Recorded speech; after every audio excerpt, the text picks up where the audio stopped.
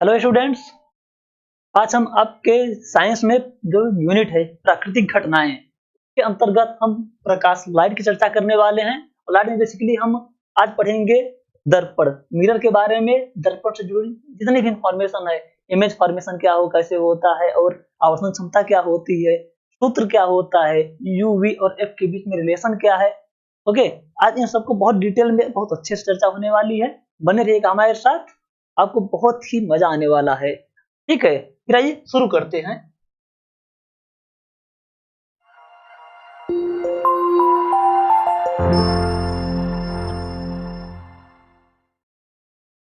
दर्पण mirror. Students, ये प्राकृतिक घटनाएं जो यूनिट है आपके सिलेबस में, इसमें टोटल 12 मार्क्स के क्वेश्चन आने वाले हैं। ठीक है, और यहाँ से मैं आपके प्रीवियस क्वेश्चन पेपर के एनालिसिस कर रहा था, तो वहां से पता चला है कि ये जो चैप्टर है लाइट लाइट में दो पोर्शन में बांट दिया हुआ है। एक तो मिरर, दूसरा लेंस। थर्ड ह्यूमन आई है, वो भी मतलब कि लेंस का एक अप्लाइड पोर्शन है, उसको हम कवर करेंगे। और दर्पण में बेसिकली जो क्वेश्चन आता है वो आता है, एक फॉर्मूला है यूवी और एफ के फॉर्म में, वो वहां से क्वेश्चन पूछेगा। एक आवर्धन क्षमता से क्वेश्चन पूछता है लेंस में।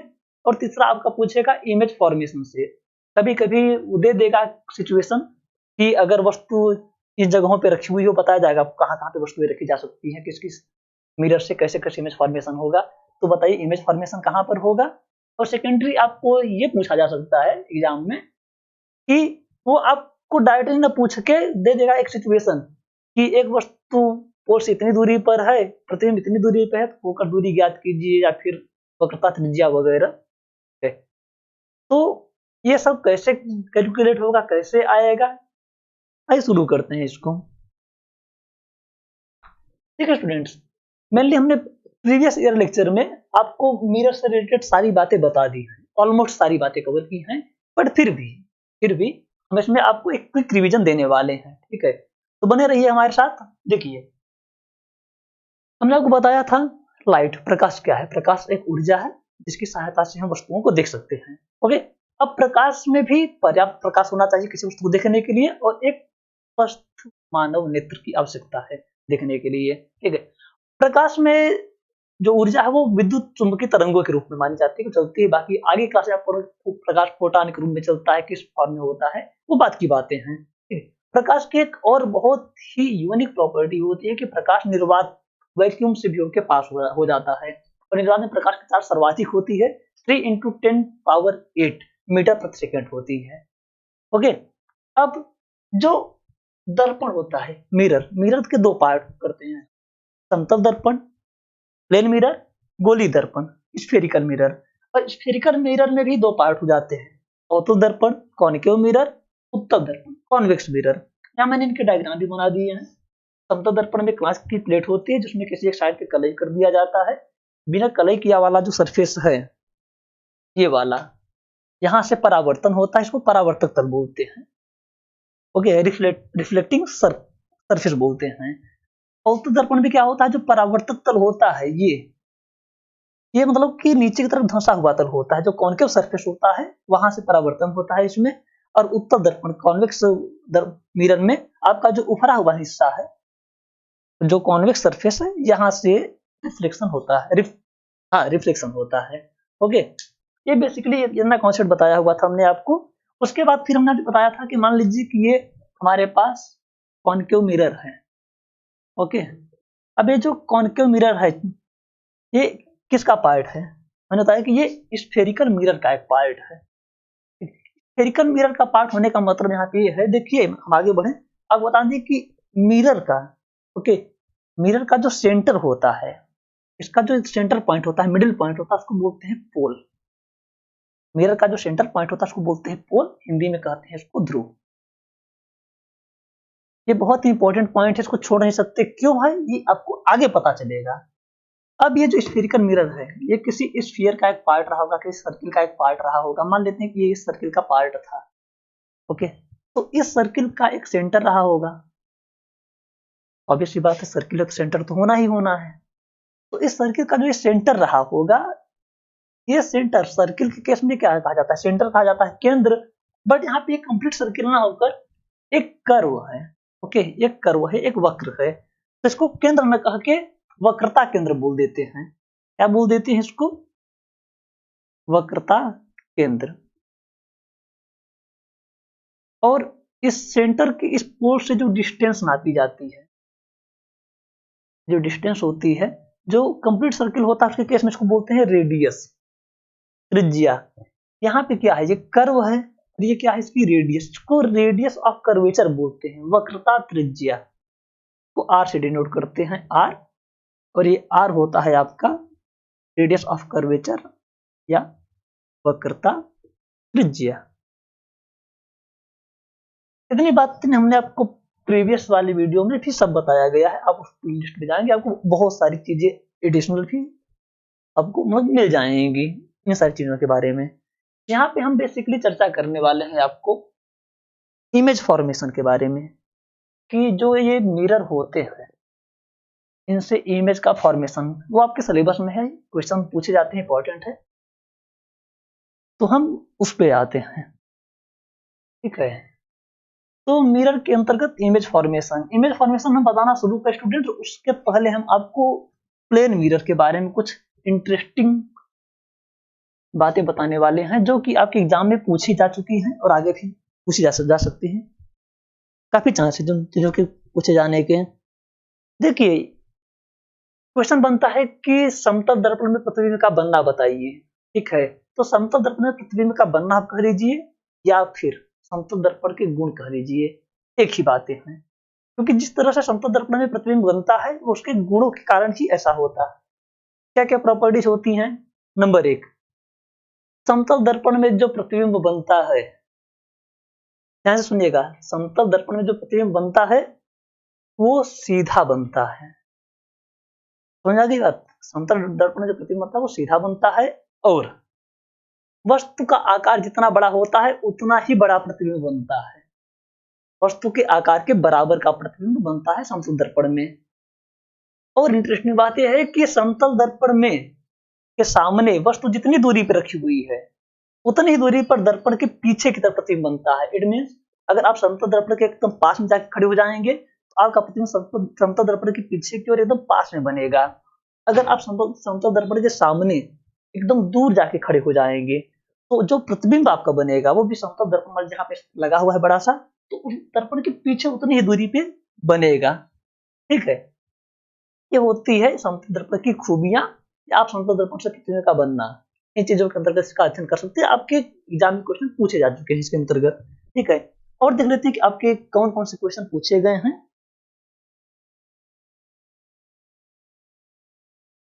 एक बात और, मैंने बताया कि समतल दर्पण से जो प्रतिबिंब बनता है वो सीधा बनता है, और हमेशा हमेशा अगर प्रतिबिंब सीधा बना, ये हमेशा होता है, अगर प्रतिबिंब सीधा बना तो हमेशा आभासी प्रतिबिंब होता है, वो वर्चुअल इमेज बनती है, रियल इमेज नहीं बनती है, वो प्रतिबिंब आभासी होगा। अगर सीधा बन गया तो आभासी हो जाएगा, ऑटोमेटिक हो जाएगा। और अगर उल्टा बना, अगर प्रतिबिंब उल्टा बना तभी वो वास्तविक होगा।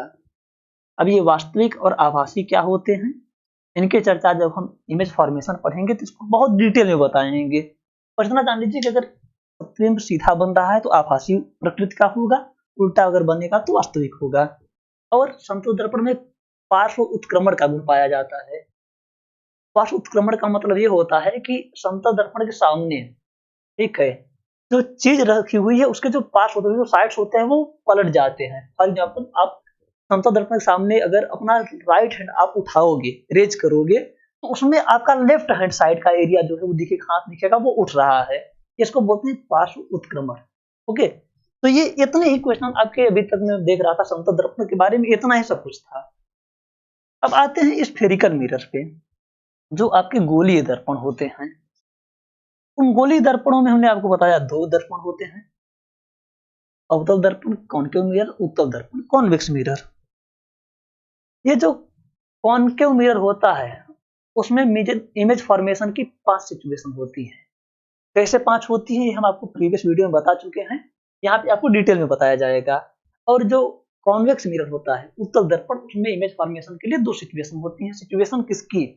ऑब्जेक्ट को रखने की, वस्तु को रखने की।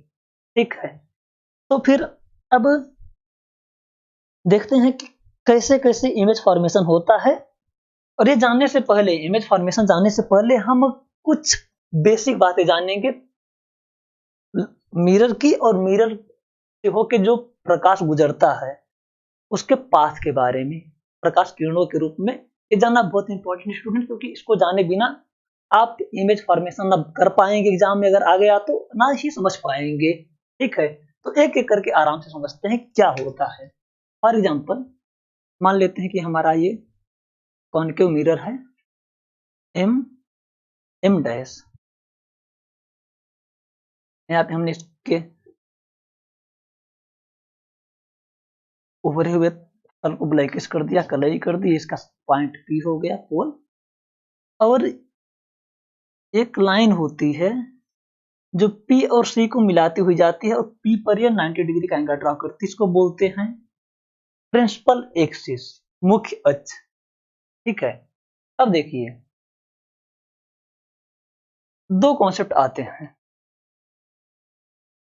अगर स्फेरिकल मिरर में मुख्य अक्ष प्रिंसिपल एक्सिस के पैरेलल में रेज डाली जाए, लाइट रेज अगर डाली जाए, तो वो जिस पॉइंट रिफ्लेक्ट होकर जिस पॉइंट पे आके मिलती है, जिस पॉइंट पे आके मिलती है, जिस पॉइंट पे आके एकत्र होती है, इकट्ठा होती हैं, इसको बोलते हैं फोकस पॉइंट। कैपिटल एफ से डिनोट किया जाता है। इट मींस प्रिंसिपल एक्सिस के पैरेलल जब लाइट रेज जाती हैं तो वो मिरर से रिफ्लेक्ट होके जिस पॉइंट पे मिलती हैं उसको बोलते हैं फोकल पॉइंट।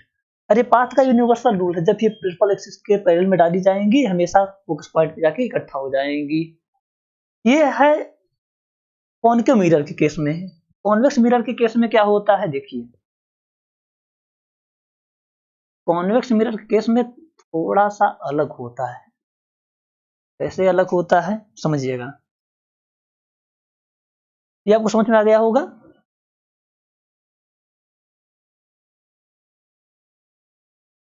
यहाँ पे मान लेते हैं ये इसका पोल है। क्या देखिए प्रिंसिपल एक्सिस यहाँ, ये सेंटर हो गया इसका, ये पी हो गया। एक इमेज फॉर्मेशन का रूल है कि हमेशा जो किरण होती है, जो आपकी वस्तु होती है, वो हमेशा मिरर के लेफ्ट साइड में, मतलब बाएं साइड में ही रखी जाती है। ये रूल है इमेज फॉर्मेशन का। अब हमने प्रिंसिपल एक्सिस के पैरेलल में दो लाइट रेज डाली। ठीक है, अब ये देखिए यहाँ पे जो रिफ्लेक्टिंग सरफेस है, परावर्तक तल जो है वो बाहर की तरफ उभरा हुआ है। ये क्या करेगा कि ये जो आपका लाइट रेज है ये इसको रिफ्लेक्ट कर देगा, वापस भेज देगा, आगे नहीं जाने देगा, तो कलई किया हुआ हिस्सा है ये इसको भी इस तरह से बाहर की तरफ भेज देगा। अब हमने तो बताया था कि अगर प्रिंसिपल एक्सिस के पैरेलल में अगर लाइट रेज जा रही है, समांतर में जा रही हैं, तो परावर्तित होकर यहाँ पे जिस पॉइंट पे मिलती हैं यहाँ तो मिल ही नहीं रही है, उल्टा भेज दिया इसने। होता क्या है, हम इसको पीछे की तरफ वर्चुअली मिला देते हैं।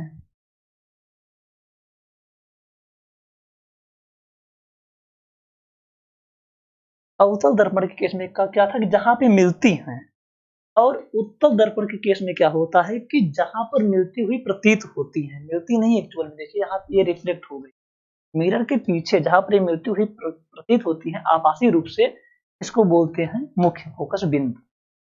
ठीक है, और मुख्य फोकस बिंदु जो होता है आपका, ये जो आपकी वक्रता त्रिज्या होती है, ये रेडियस ऑफ कर्वेचर, इससे आधी दूरी पर स्थित होता है। ये बात आपके दोनों टाइप के जो मिरर हैं दोनों के लिए सही है। जो ये आपका फोकस पॉइंट है ये रेडियस ऑफ कर्वेचर के हाफ, आधी दूरी पर स्थित होता है। समझ आया। अवतल दर्पण में मुख्य अक्ष के समांतर चलने वाली किरणें मुख्य जिस बिंदु पर आकर इकट्ठा होती हैं उसे मुख्य फोकस बिंदु कहते हैं।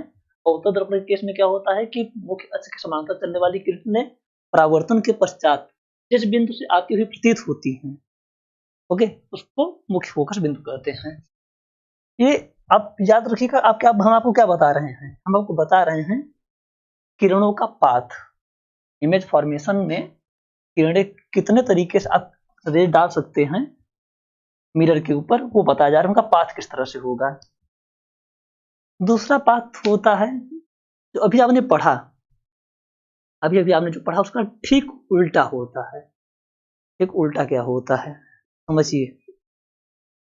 किसी को समझ में कुछ आ रहा है क्या हो सकता है? एम एम डैश हो गया या आपका मान लीजिए पी हो गया। एक हमने लाइन ड्रॉ कर दी, ये आपका यहाँ पे पी हो गया।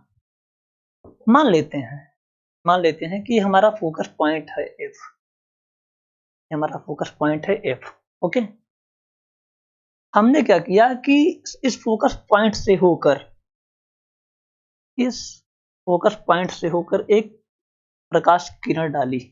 कहाँ? मिरर पर, दर्पण पर। तो ये परावर्तित होकर, रिफ्लेक्ट होकर ये प्रिंसिपल एक्सिस के पैरेलल हो जाएगी। इसके ठीक पहले हमने पढ़ा कि अगर प्रिंसिपल एक्सिस के पैरेलल में अगर ये डालें तो वो परावर्तित होकर जिस बिंदु से जाएगी वो मुख्य फोकस बिंदु होगा। उल्टा भी यही हो सही है।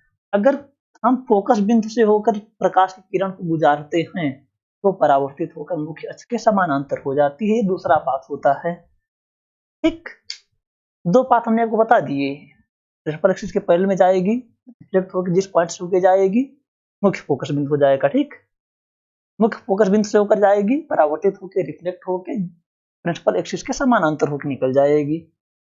ठीक है, और थर्ड पाथ और ये आखिरी है, 3 ही पाथ होते हैं।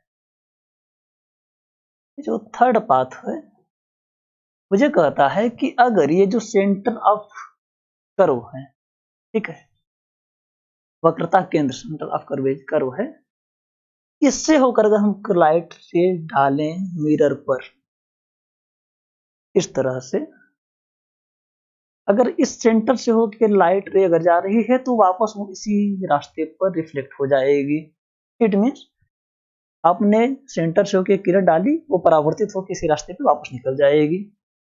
यही 3 पाथ थे किरणों के, जिनके बेसिस पे आपको पूरी इमेज फॉर्मेशन सीखना है। बेसिकली इसमें मेन होता है कॉनकेव मिरर, क्योंकि उसमें इमेज फॉर्मेशन की कंडीशन जो है वो ज्यादा है कॉनकेव मिरर के कंपैरिजन में। बट हम आपको दोनों बताएंगे क्योंकि एग्जाम में आपके दोनों में से कोई भी पूछ सकता है।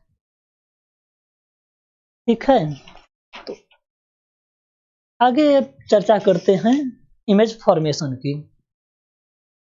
Condition number first, when object मतलब आपका जो वस्तु है,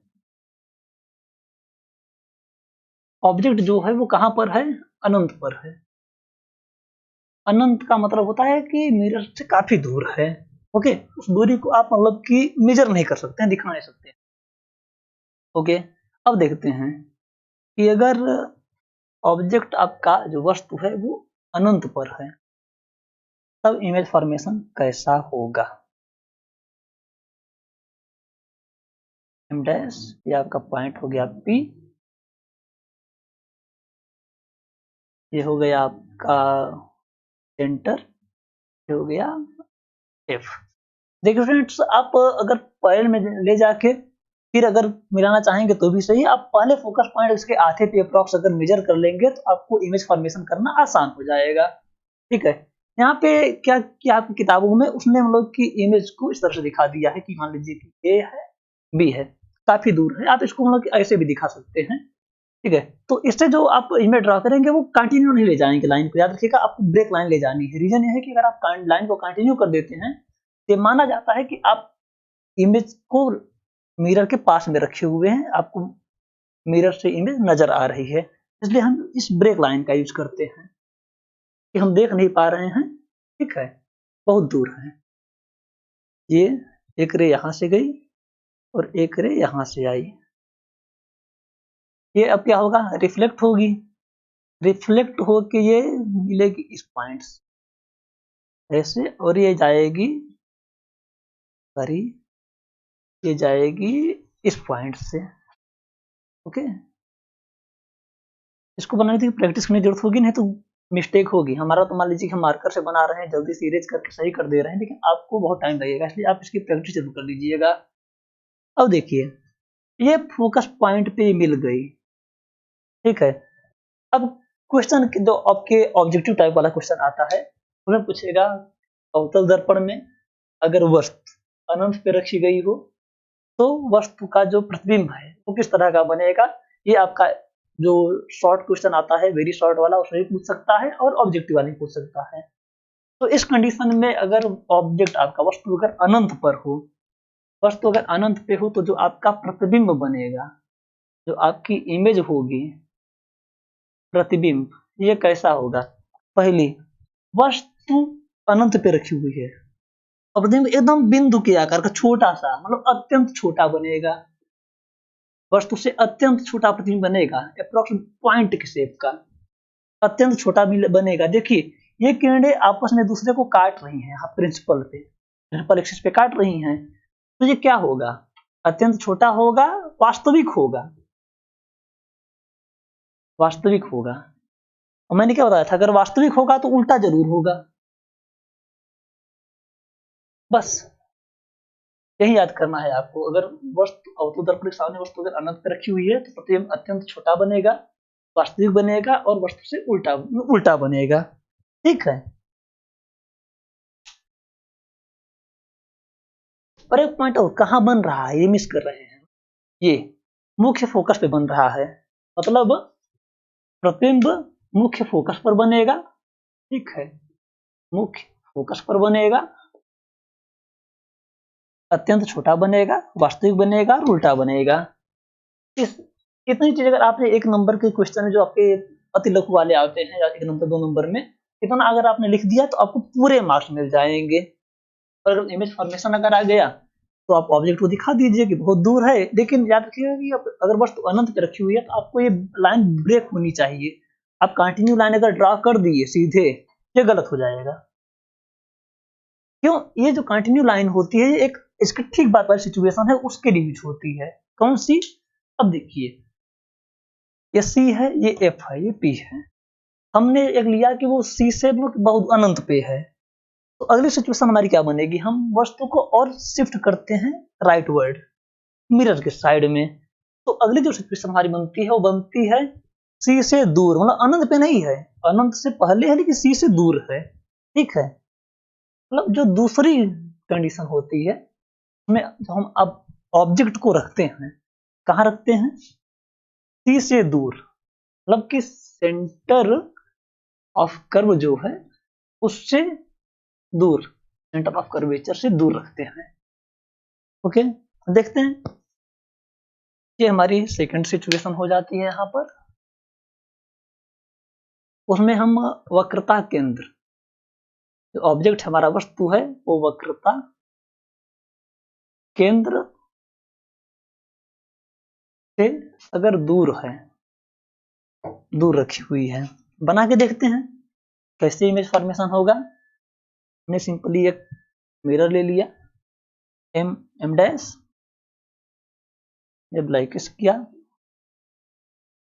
उसका पोल डिटरमाइन किया, मिडिल में प्रिंसिपल एक्सिस बना दिया, ये सेंटर बना दिया इसका हमने, इसका अप्रोक्स आधे पे लीजिएगा, मेजर करने की बहुत ज्यादा जरूरत नहीं कि आप स्केल लेके नापने बैठ जाए कि नहीं, आधा ही एग्जैक्ट होना चाहिए, वो समझ में आ जाता है। अब मान लीजिए कि किसी ने चीटिंग की, ठीक है, कहीं से भी चीटिंग मान लीजिए की, तो क्या करेगा, जहां पे एफ दिखा, मान लीजिए यहाँ पे बना दिया है उसने ये एफ, ये जानवर देख के समझ जाएगा कि नकल करके बनाया है, सीधे पकड़ लेगा कि यहाँ पे तो एफ हो ही नहीं सकता, कितना भी अगर होगा, बहुत गिरी दशा में भी अप्रोक्स आधे के तो करीब बनाइए, ओके, इट मींस ये यहाँ पे होगा। हमने बताया कि सी से दूर, बट इनफाइनाइट पे नहीं है, हमारा ऑब्जेक्ट है वो सी से दूर है, मतलब कि वो हमको हमारे लिए विजिबल रहेगा, वो दिखाई पड़ेगा। ये मान लीजिए यहाँ पर है, सी से दूर ऑब्जेक्ट है हमारा ए और बी, ओके। अब हमने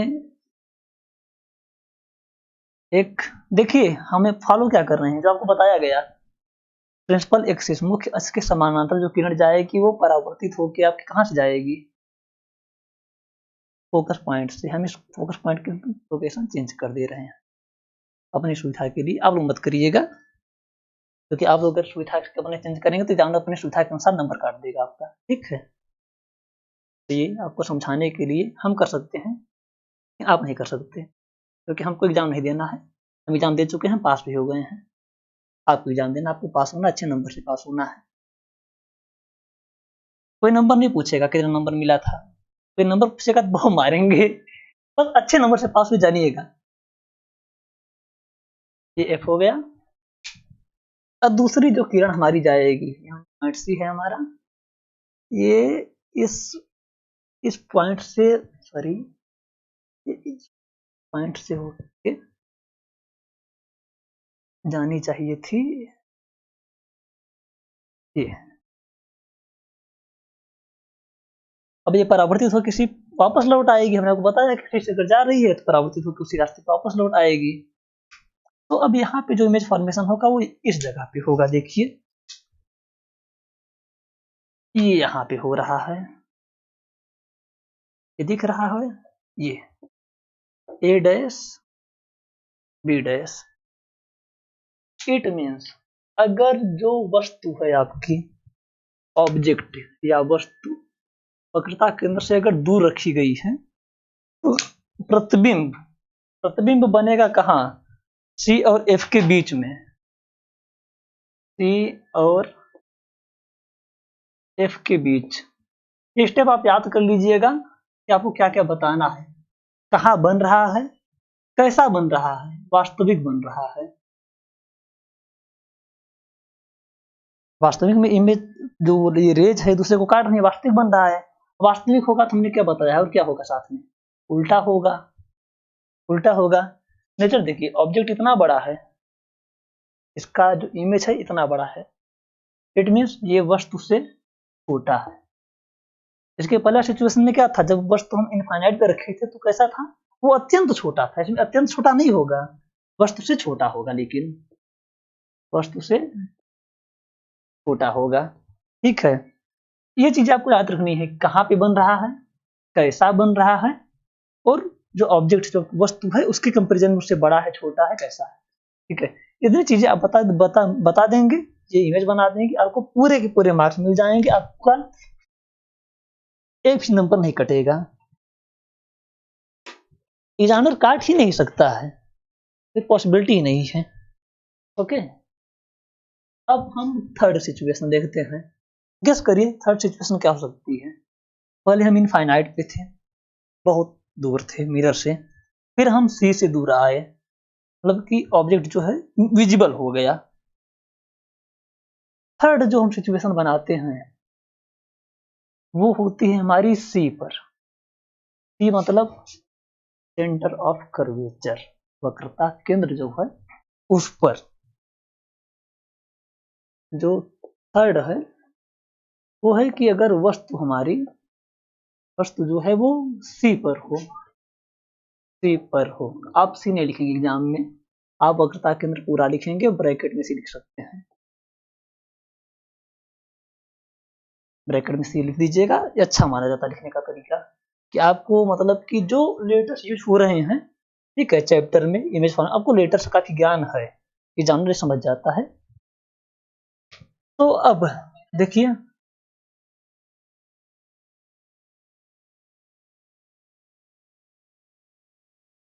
आपका होल हो गया, मिरर एम डैश ले लिया हमने, एक लाइन खींच दी, ओके। याद रखिएगा जब हम सेंटर पे लेते हैं ऑब्जेक्ट को, अब जैसे जैसे आप मतलब कि मिरर के पास में जाएंगे, हम इन पॉइंट्स को दूर करते जाएंगे, जिससे हमारी जो इमेज फॉर्मेशन है वो डायग्राम क्लियर बने, ठीक। ये सी है, इसके आधे पे हमने एफ ले लिया, ये ऑब्जेक्ट यहाँ रखा हुआ है, सॉरी, ए एंड बी। अब देखिए यहाँ पे एक चीज मतलब बहुत ही याद रखने वाली है, क्योंकि नहीं तो फिर आप कितना भी संभाल के बनाएंगे, मैक्सिमम चांस कुछ न कुछ एरर हो जाए, ठीक है, समझिएगा। अगर वस्तु यहाँ पे सी पे रखी हुई है, ये वस्तु आपकी यहाँ पे है, ये ए बी है, ये पॉइंट आपका सी है, जो इमेज फॉर्मेशन होगा वो वस्तु के ठीक बराबर होगा। इट मीन्स जितना आपने ऊपर लिया है उतना ही आपको नीचे देना है। ये ए डैश बी डैश पहले ही बना दीजिए, लगभग उतना ही बड़ा, और उसी पॉइंट पे सी पर ही बनेगा। अब फायदा क्या होगा समझिएगा। ये आपने लाइट रे भेज दी, ओके, ये आपने भेज दी, ये आपने भेज दी। हाँ, तुम बता रहे थे कि हमने लाइट रे ली, उसको हमने प्रिंसिपल एक्सिस के पैरेलल में डाला, तो वो कहाँ से जाएगी, ये एफ से होकर जाएगी, प्रिंसिपल फोकस मुख्य फोकस से। तो इसको मतलब कि ये पहले ही बना के रखिएगा इस तरह से। हमारी लाइन थोड़ी टेढ़ी हो रही है, आप इसको ऐसे लाइएगा थोड़ा सीधा करके। यहाँ टेढ़ा होने का रीजन ये है कि हमने यहाँ पे इसको गड़बड़ कर दिया है, स्टार्टिंग ही गड़बड़ ले ली है, तो कहाँ से पूरा सही बनेगा। तो इस एक कंडीशन को आपको याद करने की थोड़ी जरूरत पड़ेगी। अगर आपका ऑब्जेक्ट सी पे रखा हुआ, सेंटर ऑफ कर्वेचर पे रखा हुआ है, तो उस कंडीशन में आपको याद करना पड़ेगा कि ये इमेज फॉर्मेशन उसी के बराबर होगा, जितनी बड़ी वस्तु है उतना ही बड़ा आपका इमेज बनेगा और उसी बिंदु पर बनेगा। ये ऐसे आएगी, और ये जो सेकेंड रे है आपकी, काफी मिस होता जा रहा है, ये पॉइंट पी को ही एफ को शिफ्ट कर देते हैं, और ये जो सेकेंड रे हमारी जाएगी वो एफ से होकर जाएगी, और ये रिफ्लेक्ट होके यहाँ कहीं पे इसको काट देगी। ये मतलब कि यहाँ आना चाहिए था, ठीक है, ये कहीं यहाँ पे इस तरह से आएगा, तो यहाँ पे कटना चाहिए, समझ रहे हैं।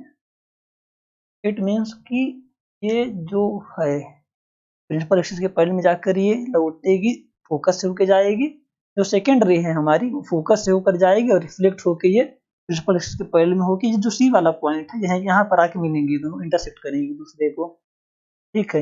इट मीन्स आप सिंपली समझिए में है क्या इमेज फॉर्मेशन में, हमने ऑब्जेक्ट लिया ए बी से लाइट रे प्रिंसिपल एक्सिस के पैरेलल में डाली, वो रिफ्लेक्ट होकर एफ पॉइंट से गई, ठीक। सेकेंड रे हमने एफ पॉइंट से डाली, वो रिफ्लेक्ट होके प्रिंसिपल एक्सिस के पैरेलल में हो गई। हम आपको तीनों जो पाथ होते हैं लाइट रेज के पहले ही बता चुके हैं। तो अब इसमें क्या होगा देखिए, तो जो प्रतिबिंब होगा कैसा बन रहा है, कहाँ बन रहा है पर ये देखिए, सी पर, मतलब वक्रता केंद्र पर बन रहा है, वक्रता केंद्र पर बनेगा, केंद्र पर बनेगा, पहली चीज। दूसरी चीज क्या दिख रही है आपको, किरणें वास्तव में काट रही हैं, मतलब वास्तविक बनेगा, और वास्तविक अगर बनेगा तो उल्टा बनेगा। तीसरी चीज क्या है, वस्तु के बराबर बनेगा, वस्तु के बराबर बनेगा, ठीक है। ये तीसरी कंडीशन थी जब वस्तु वक्रता केंद्र पे रखी है। अब हम थोड़ा सा और इसको राइट वर्ड शिफ्ट करेंगे तो वस्तु कहाँ आ जाएगी, सी और एफ के बीच में, मतलब अगली जो हमारी सिचुएशन है, कंडीशन है, उसमें आपकी जो वस्तु है वो सी और एफ के बीच में होनी चाहिए, ठीक है। देखिए कैसे होगा, जो फोर्थ कंडीशन है आपकी, जब वस्तु वक्रता केंद्र पर नहीं हो, वक्रता केंद्र और मुख्य फोकस एफ के बीच में हो, वक्रता केंद्र और मुख्य फोकस के बीच में हो, जब वस्तु, ये फोर्थ कंडीशन है आपकी, जब वस्तु वक्रता केंद्र और मुख्य फोकस, ये फोकस एफ के बीच हो, बीच हो, तब क्या होगा ये देखते हैं क्या होगा।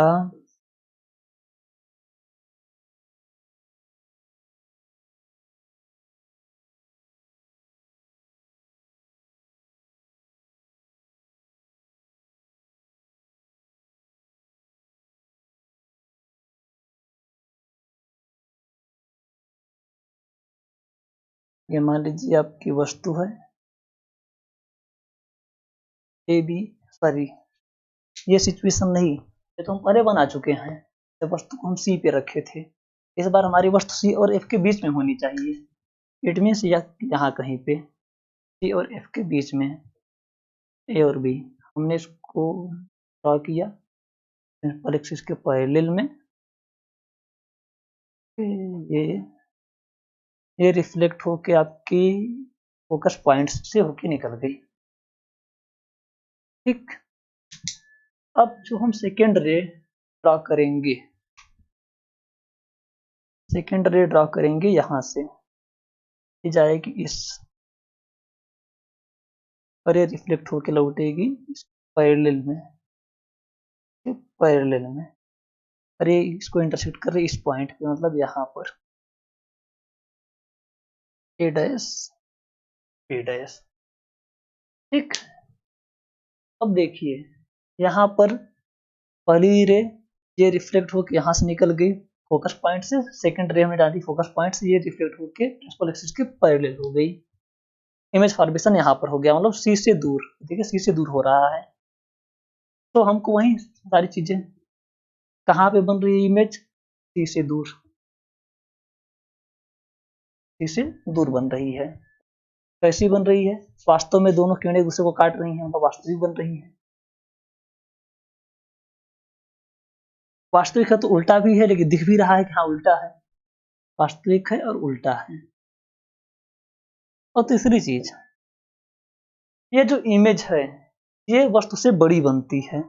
इसमें मतलब कि लग रहा है दोनों बराबर है, लेकिन एक्चुअल में दोनों, ये इमेज जो है वस्तु से इस कंडीशन में बड़ी बनती है, मतलब वस्तु से बड़ी, वस्तु से बड़ी इमेज बनेगी।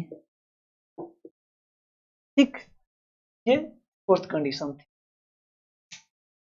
Next fifth condition, fifth condition देखिए, जब वस्तु सी और एफ के बीच में रखी हुई हो, उसमें इमेज फॉर्मेशन का तरीका हमने आपको पहले बताया। और एक दूसरा तरीका भी है, जिसमें मतलब कि लाइट जितने तरीके से आप पास करोगे उस तरीके से इमेज फॉर्मेशन हो जाएगा। बट ये तरीका फिर आप जान लीजिए ये भी सही है, और ये जो पहले हमने बताया उससे ज्यादा इजी है।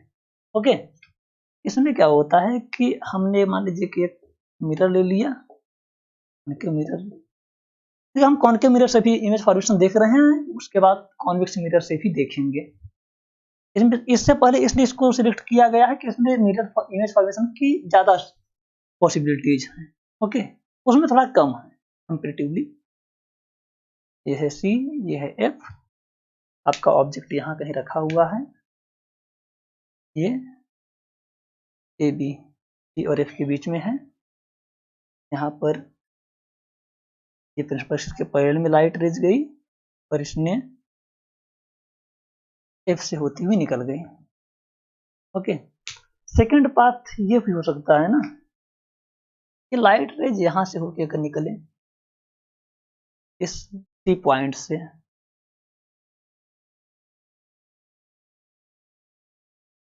अपने उसी पाथ पे वापस लौट आई। देखिए, जो हमने आपको बताया था कि जो उसमें इमेज जो बन रही थी वो ऑब्जेक्ट के लगभग बराबर दिख रही थी।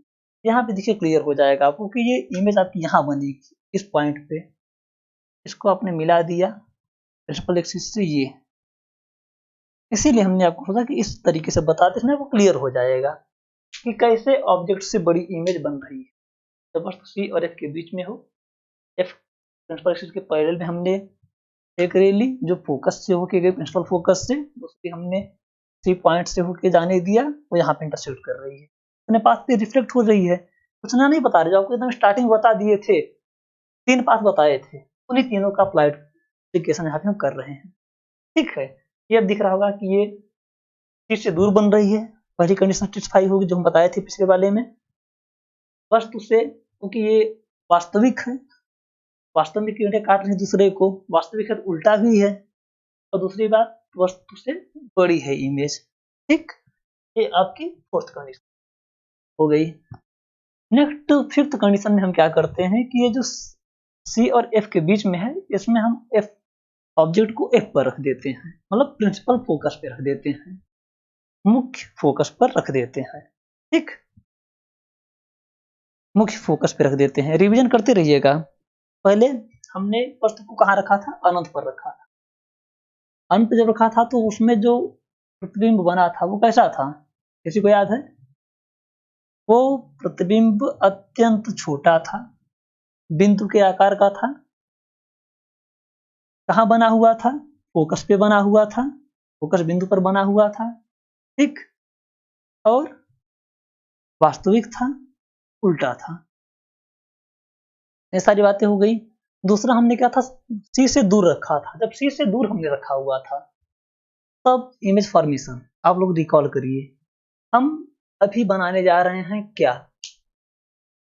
फिफ्थ सिचुएशन इमेज फॉर्मेशन की। जब हमारी जो वस्तु है मुख्य फोकस एफ पर रखी हो, इस पर एफ पर रखी हो, तब कैसा इमेज फॉर्मेशन होगा। किसी को याद आया कि जब वस्तु सी से दूर थी तो फिर कैसा इमेज बना था, कहाँ बना था? जब वस्तु सी से दूर थी तो इमेज हमारा सी और एफ के बीच में बना था, वास्तविक बना था, उल्टा बना था और वस्तु से छोटा बना था। क्लियर? फिर हमने सी पे रख दिया था, सी पे जो इमेज फॉर्मेशन हुआ था वो सी पर ही हुआ था, वस्तु भी सी पर थी, इमेज भी सी पर थी। वस्तु का आकार और प्रतिबिंब का आकार एक बराबर था, वस्तु वास्तविक, इमेज वास्तविक थी, रियल थी और उल्टी बनी हुई थी। उसका हमने सी और एफ की चर्चा की।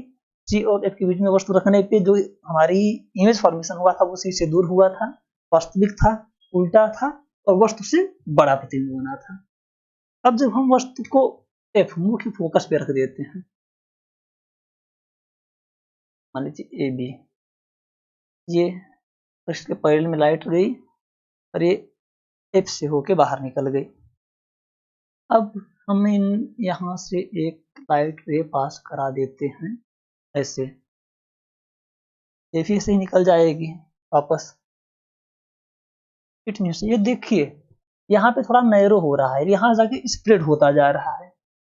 इट मीन्स जब वस्तु फोकस मुख्य फोकस पे रखी हुई हो, वस्तु का जो प्रतिबिंब है वो अनंत पर बनता है, मतलब कि बहुत दूर कहीं सा जाके काट दें, अनंत पे बनेगा, वास्तविक बनेगा, उल्टा बनेगा और वस्तु से बहुत बड़ा बनेगा, बहुत ज्यादा बड़ा बनेगा। ठीक है, ये आपकी फिफ्थ कंडीशन थी। अब सिक्स्थ और लास्ट वन कंडीशन बनी जब हम वस्तु को एफ और पी के बीच में रख दें। क्यों? आप पी पर वस्तु को नहीं रख सकते हैं, पॉसिबल ही नहीं है, नहीं पॉसिबल है, कहां पे रख दोगे आप, ठीक। तो जब हम एफ और पी के बीच में वस्तु को रखते हैं तब देखते हैं कि इमेज फॉर्मेशन हमारा कैसा होने वाला है। इसको अच्छे समझ लीजिए, इस बहुत इंपॉर्टेंट क्वेश्चन आता है, पूछा जाता है अक्सर, मतलब कि बड़े वाले क्वेश्चन में या फिर छोटे वाले क्वेश्चन में कहीं ना कहीं तो पूछ ही लेगा। ये सिक्स्थ कंडीशन है, जब हम जो वस्तु है मुख्य फोकस एफ और जो दर्पण का ध्रुव है पी के बीच हो। आइए देखा जाए।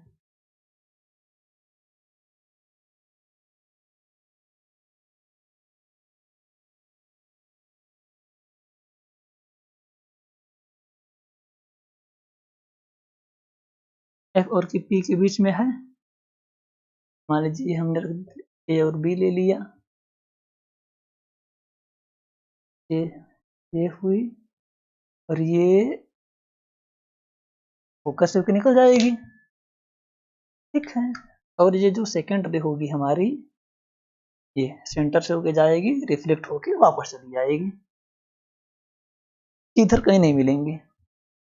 ये इधर देखिए, इधर मिलेंगी ही नहीं, ये इन दोनों के बीच का जो ये गैप है ये बढ़ता ही जा रहा है, ये नहीं मिलेंगी।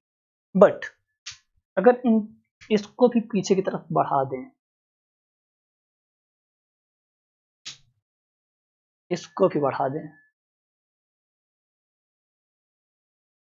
ये दर्पण के पीछे कहीं मिलती हुई प्रतीत होंगी, चलो मिलेंगी नहीं, दर्पण के पीछे तो कलई हुई, वहां कहां मिलेंगी, वो मिलती हुई प्रतीत होंगी। तो ऐसी दशा में जो इमेज बनेगी, ऐसी सिचुएशन जो इमेज बनती है ए डैश बी डैश, वो इस दशा में जब आपकी जो वस्तु है, कहा ये ए बी कहाँ रखी है, एफ और पी मुख्य फोकस और ध्रुव के बीच में जब रखी हुई होती है तब जो प्रतिबिंब बनता है, ये बहुत इंपॉर्टेंट कंडीशन है, अक्सर यही पूछता है क्योंकि बाकी जो पांचों हैं वो सिमिलर है लगभग। इसमें क्या होगा, जो वस्तु बनेगी कहाँ बन रही है, दर्पण के पीछे, बदल गया कुछ, दर्पण के पीछे बनेगी, पहली चीज बदली। दूसरी चीज क्या बनेगी, ये एक्चुअल में देखिए लाइट इधर एक्चुअल में इधर जा रही हैं लेकिन यहाँ प्रतीत हो रही, मतलब आभासी बन रहा है, ये आभास दे रहा है, एक्चुअली बन नहीं रहा है, ठीक है, आभासी।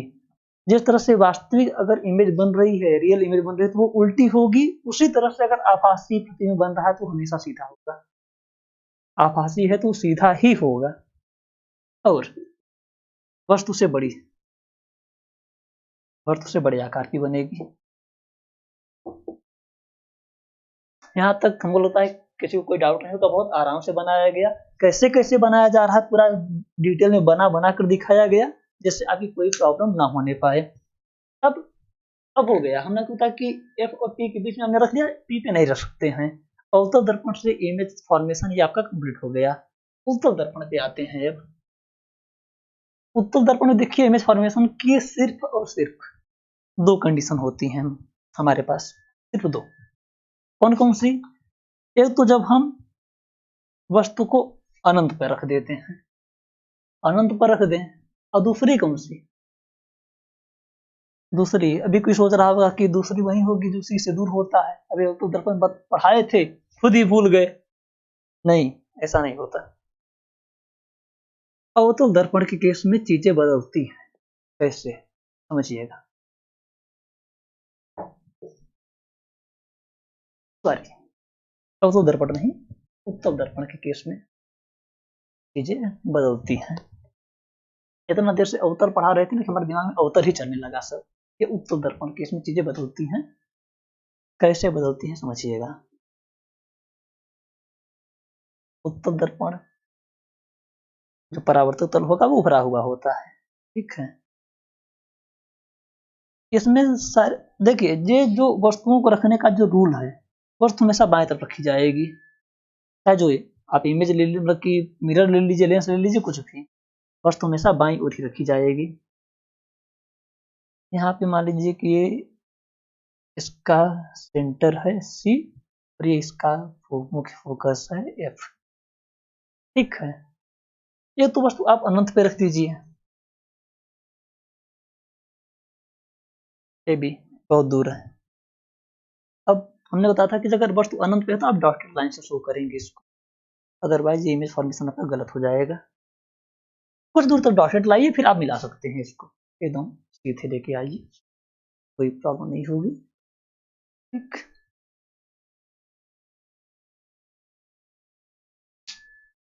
ये सरफेस कलर किया हुआ है तो ये रिफ्लेक्ट कर देगा वापस इसी पाथ पे, ये भी इधर रिफ्लेक्ट हो जाएगी, ये भी इधर रिफ्लेक्ट हो जाएगी, बट ये ऐसे नहीं रिफ्लेक्ट होगी। इसका जो रिफ्लेक्ट वाला पाथ है वो ऐसा होगा कि ये जो रेज हैं वो यहाँ इस पॉइंट पे मिलती हुई प्रतीत होंगी, ये वाली भी और सिमिलरली ये वाली भी,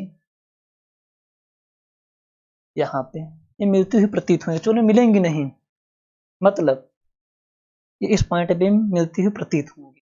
मतलब उत्तल दर्पण में जब वस्तु अनंत पे रखी हो, उत्तल दर्पण में केस फर्स्ट है कि हमारी वस्तु जो है वो अनंत पर हो,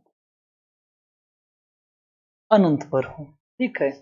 जब उत्तल दर्पण में वस्तु अनंत पर रखी हुई हो तो जो इमेज फॉर्मेशन होता है, जो इमेज फॉर्मेशन होता है आपका, वो मुख्य फोकस पर होगा। पहली बात कहां पर होगा, इसके मुख्य फोकस बिंदु पर, मुख्य फोकस कैपिटल एफ से डिनोट करते हैं, एफ पर होगा।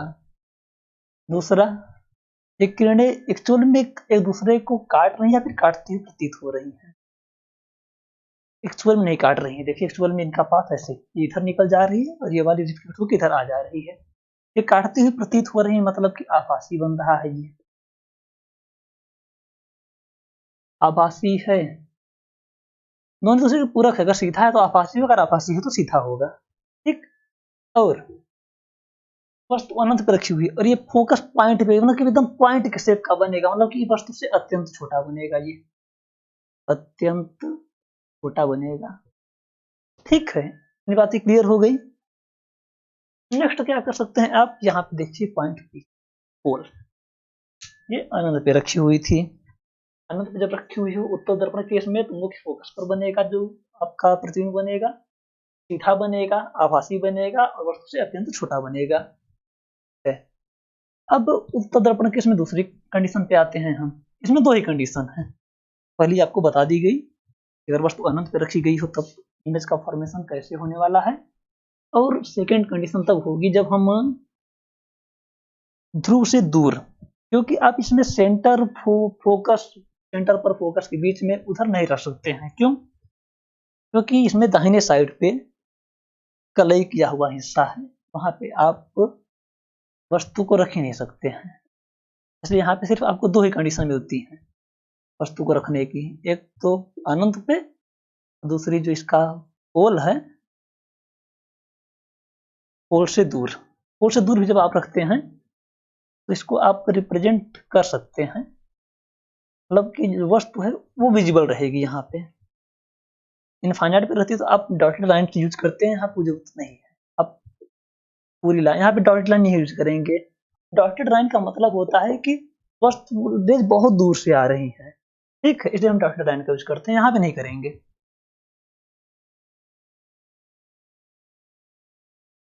ये हुआ, ये फिर वही अपना पाथ फॉलो करेगी, लौट जाएगी वापस।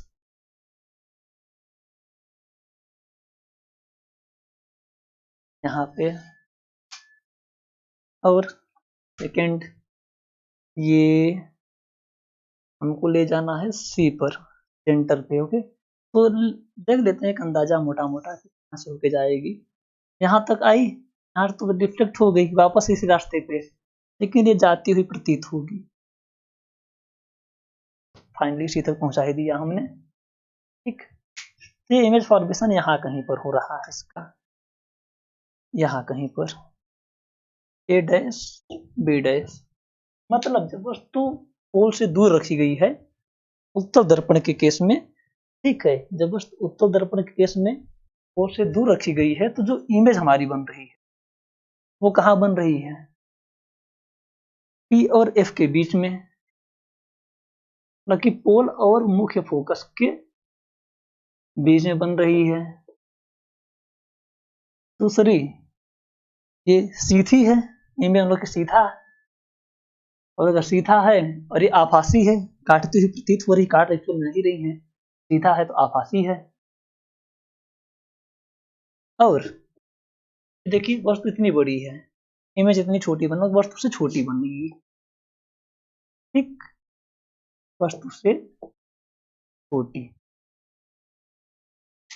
ये 6 कंडीशन वहां, 2 यहाँ, ये इन्हीं 8 कंडीशन में से क्वेश्चन अगर आपका पूछेगा इमेज फॉर्मेशन का, चाहे वो डायग्राम बनाने के लिए या फिर थ्योरी में ही कुछ मेजरमेंट दे के पूछ सकता है, इन्हीं 8 कंडीशन में से आएगा, जिसमें से हम बता दे रहे हैं एक ये इंपॉर्टेंट है, और दूसरी जो अवतल दर्पण केस में छठी कंडीशन थी, जब हमने वस्तु को एफ और पी के बीच में रखा हुआ था तो उस कंडीशन में इमेज फॉर्मेशन हुआ था, वो इंपॉर्टेंट है। आभासी बनता है, सीधा बनता है, वस्तु से बड़ा बनता है, और और उस बताए थे, याद है किसी को? याद करिए, कहाँ बना था, याद करिए,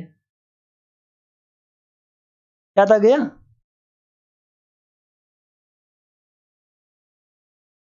नहीं याद आया? चलिए कोई बात नहीं है, देख लीजिए पीछे, पीछे वीडियो को पॉज करके देखिए, वो इंपॉर्टेंट है, वहीं पूछा भी जाता है, इसलिए हम ज़्यादा उसको ही फोकस कर रहे हैं। ठीक है, ये मिरर आपका यहाँ पे कंप्लीट होता है, इमेज फॉर्मेशन। ठीक है, कुछ और चीजें आपके सिलेबस में हैं, देखते हैं क्या क्या है अभी बताने के लिए। याद आया, हमने एक क्वेश्चन किया था कि अगर अवतल दर्पण में छठी कंडीशन थी, वस्तु एफ और पी के बीच में रखी हो तो इमेज कहाँ बनेगा, उसका मतलब कि जो रूप है उसकी प्रकृति कैसी होगी, बताते हैं। जिनको याद आ गया देख लिया पीछे, अच्छी बात है, हम फिर बताते हैं। उस कंडीशन में जो इमेज है वो दर्पण के पीछे बन रही थी, आभासी बन रही थी, आभासी अगर बन रही तो सीधी बनेगी, सीधी बन रही थी और वस्तु से बड़ी बन रही थी। ठीक है। आपके सिलेबस में एक और इंटरेस्टिंग टॉपिक है चिन्ह परिपाटी का। चिन्ह परिपाटी का मतलब है कि इसमें जो आप मिरर के केस में जो दूरियां लेते हैं, जो डिस्टेंस लेते हैं आप क्वेश्चन को सॉल्व करने के लिए, कैलकुलेट करने के लिए, वो कैसे ले जाते हैं। ठीक है। देखिए इसमें बेसिकली 3 रूल्स होते हैं। फर्स्ट, जो सभी दूरियां हैं, सभी जो दूरियां हैं आपकी वो पोल से ली जाएंगी। पोल हमने बता दिया था कि जो आपका ये दर्पण है, इस दर्पण के परावर्तक पृष्ठ का जो सेंटर होगा ये पोल होता है। ठीक, वो मतलब कि पोल से ली जाएंगी पूरी सभी दूरियां। दूसरी जो चीज हमने आपको बतानी थी वो ये थी कि जो वस्तु है, ऑब्जेक्ट, अभी हमने आपको 6, 2, 8 कंडीशन बताई। वस्तु आपकी हमेशा बाईं तरफ रखी जाती है, मतलब लेफ्ट। दर्पण के हमेशा बाईं तरफ रखी जाती है, वस्तु हमेशा बाईं तरफ। और थर्ड, और तो सबसे इंपॉर्टेंट है, हम दर्पण के ध्रुव से, ठीक है, दर्पण के ध्रुव से जो भी दूरियां लेते हैं, ली गई दूरियां दर्पण के ध्रुव से ही ली जाती हैं। अगर दर्पण के ध्रुव से आप दूरी लेते हैं किस तरफ, बाईं ओर, बाईं ओर, बाईं ओर मतलब लेफ्ट वर्ड, वो निगेटिव साइन के साथ आएंगी। वो जो डिस्टेंस होगी आपकी वो सब निगेटिव साइन के साथ आएंगी। ये बहुत इंपॉर्टेंट, को याद रखिएगा, ये बहुत काम में आने वाला है आपके। और जितनी दूरियां हैं जो ध्रुव से दाईं ओर ली जाएंगी, मतलब राइट वर्ड, राइट वर्ड जितनी भी दूरियां आप लेंगे वो सभी पॉजिटिव साइन के साथ ली जाएंगे, धनात्मक चिन्ह के साथ ली जाएंगी। यही आपका चिन्ह परिपाटी का है कि सभी दूरियां ध्रुव से ली जाएंगी, वस्तु हमेशा बाईं ओर रखी जाएगी और दर्पण के ध्रुव से ली गई जो दूरियां हैं अगर बाईं ओर ली गई है तो नेगेटिव साइन होगा और दाईं ओर ली गई है तो पॉजिटिव साइन होगा। ठीक है, ये इतना ही आपके सिलेबस में रखा गया है। आगे हम बात करते हैं दर्पण के आवर्धन क्षमता की। आवर्धन क्षमता, मैग्नीफाइंग पावर। देखिए मैग्नीफाइंग पावर क्या होता है कि जैसे कोई वस्तु है, उसका स्वरूप, उसके आकार को कई गुना अगर ज्यादा बढ़ा के दिखा दिया जाए उसे कहते हैं मैग्नीफाई करना, मतलब कि रूप परिवर्तन करना, फिर रूप को बढ़ा देना। ठीक है, मैग्नीफाई करना, मैग्नीफाइंग पावर, आवर्धन क्षमता। सॉरी, यहाँ पे मिरर की बात हो रही है, हम मिरर की आवर्धन क्षमता के बारे में पढ़ने जा रहे हैं। लेकिन उससे पहले एक बहुत ही इंपॉर्टेंट टॉपिक है, उसमें मतलब कि क्वेश्चन ऑलमोस्ट पूछा जाता है।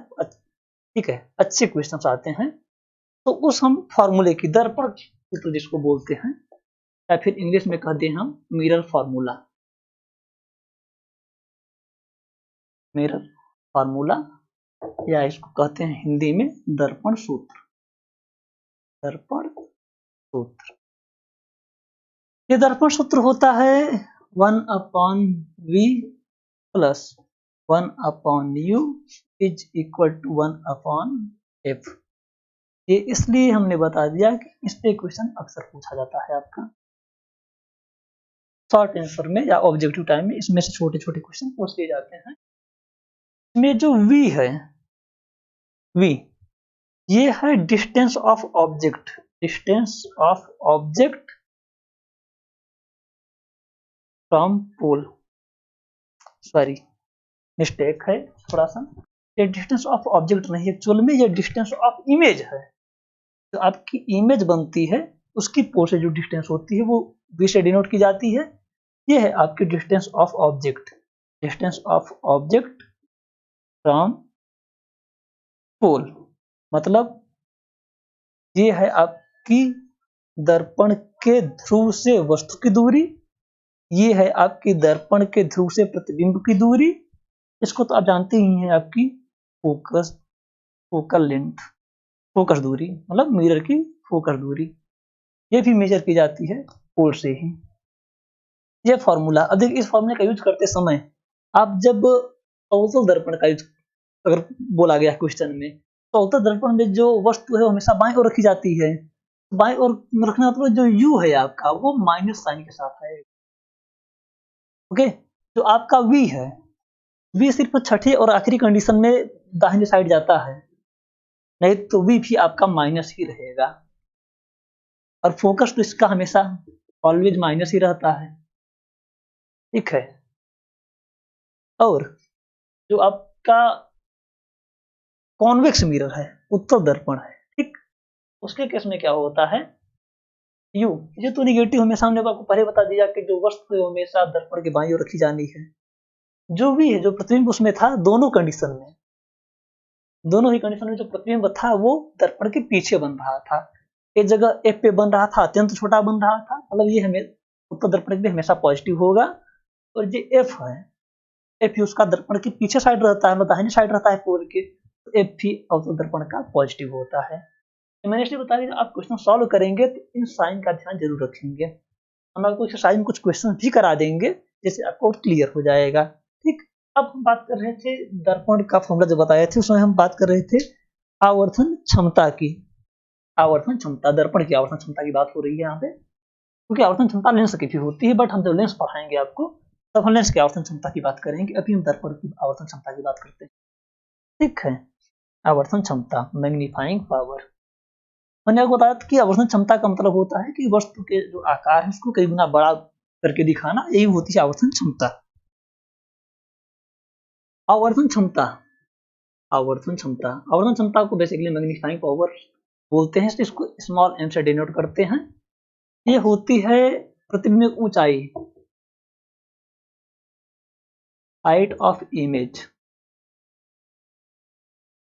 अपॉन वस्तु की ऊंचाई, हाइट ऑफ ऑब्जेक्ट। अगर हम इमेज की हाइट को h डैश से डिनोट कर दें और ऑब्जेक्ट की हाइट को h से, तो आपकी जो मैग्नीफाइंग पावर का फॉर्मूला होता है वो होता है m equal to h dash upon h। याद रखिए कि इसमें भी साइन लिया जाता है। आपकी जो इमेज है अगर सीधी बन रही है, मतलब कि अगर आभासी बनेगी तभी सीधी बनेगी, तब तो आपकी देखिए जो हाइट ऑफ इमेज है ये तो हमेशा ऊपर की तरफ ही रखती है प्रिंसिपल एक्सिस से, तो ये हमेशा पॉजिटिव रहेगी। सॉरी, ये ऑब्जेक्ट, ये वाली हाइट ऑफ ऑब्जेक्ट जो है, जो ऑब्जेक्ट की हाइट होती है वो प्रिंसिपल एक्सिस से हमेशा ऊपर की तरफ ही हम इमेज लिए हैं, सॉरी ऑब्जेक्ट को लिए हैं, जितनी बार भी इमेज फॉर्मेशन हुआ है ये तो पॉजिटिव रहता है हर बार। बट ये जो हाइट ऑफ इमेज है, अगर इमेज प्रिंसिपल एक्सिस से नीचे की तरफ बन रहा है, मतलब कि वास्तविक और उल्टा बनेगा जब जब, तो ये आपका एच जो है माइनस हो जाएगा, निगेटिव साइन के साथ आएगा H dash height of image.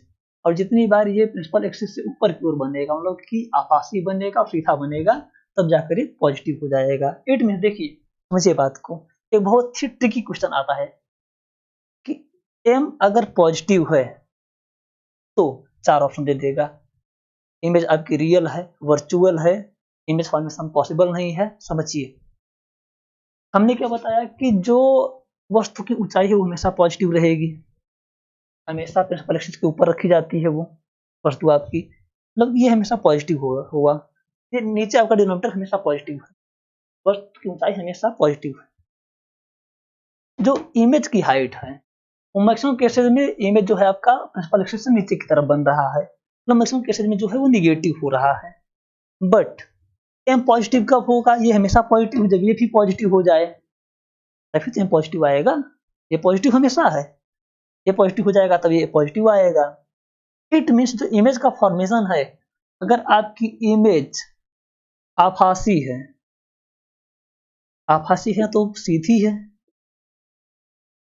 तभी आपका जो एम आएगा वो पॉजिटिव साइन के साथ आएगा, अदरवाइज नहीं आएगा, निगेटिव हो जाएगा। ये ट्रिकी क्वेश्चन है, ये ऑब्जेक्टिव में पूछा जा चुका है कि अगर आवर्तन क्षमता पॉजिटिव धनात्मक है तो निम्नलिखित में कौन सा विकल्प सही है, इस तरह का क्वेश्चन आया हुआ है। समझ आ गई बात, आगे चलते हैं।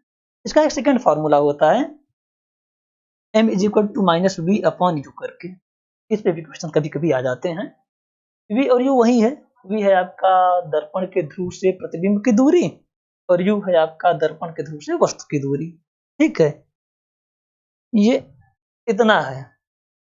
अब ये आपका जो मिरर है, सिंपली अब बचता है आपका मतलब कि मिरर के जो यूज क्या है। सिंपल मतलब इसके प्लेन मिरर का यूज तो हमको पता है जी। प्लेन मिरर की जो स्टार्टिंग में ही प्रॉपर्टीज होती हैं, कॉन्वेक्स और कॉनकेव मिरर के क्या यूज हैं, वो थ्योरेटिकल पोर्शन है, अपने बुक्स में देख लीजिए, कब हो जाता है इंपॉर्टेंट नहीं है, नॉर्मली क्वेश्चन नहीं पूछे जाते, उतना पूछा जाता है उतना हम आपको बता चुके हैं। ठीक है, तो देखिए इतना पूरा आपका लाइट में जो सॉरी ये मिरर दर्पण वाला जो क्वेश्चन, ठीक है, लैंग्वेज का थोड़ा इशू हो जाता है हमारे साथ में, क्योंकि हम एक ही साथ आपको हिंदी इंग्लिश दोनों, तो दर्पण का मिरर का ये वो सब समझ सकते हैं बात को। ठीक है, तो अगर आपको वीडियो अच्छा लगा हो तो हमको सपोर्ट कीजिए, वीडियो को शेयर कीजिए, हमारे चैनल को सब्सक्राइब कीजिए। आगे वाली वीडियो में आपको लेंस के बारे में बात करेंगे, अपवर्तन के बारे में बात करेंगे, स्नेल का नियम पढ़ेंगे, वहां पे अपवर्तन कैसे होता है, क्या होता है, सारी चीजें। उसके बाद उसको कंटिन्यू करते उसी सीरीज में आपको मानव नेत्र के बारे में अच्छे से डिस्कस करेंगे। तो बने रहिएगा हमारे साथ। ठीक है, stay in touch, keep reading, stay healthy, best of luck all of you. Thank you.